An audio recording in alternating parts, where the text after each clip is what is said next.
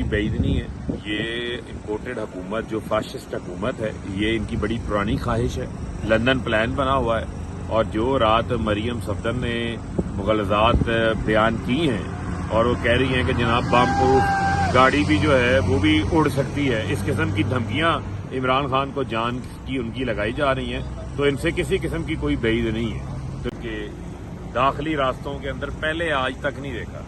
मुझे बहुत देर हो गई इस्लामाबाद आते, मैं लॉन्ग मार्चेस भी किए हैं, एहतजाज भी किए हैं। कभी ऐसा नहीं हुआ कि इस्लामाबाद टोल प्लाजे के तमाम एंट्री पॉइंट्स जो हैं वो कंटेनर लगा के बंद कर दिए हैं।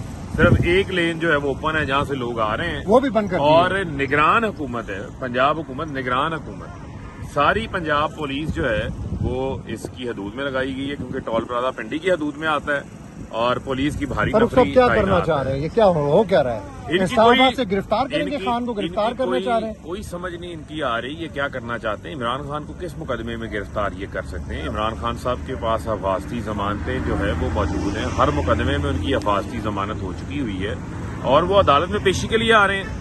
अदालत में जब आप पेशी के लिए जाते हैं तो आपके साथ आपके लोग हमेशा पेशियों में आपके साथ होते हैं। ये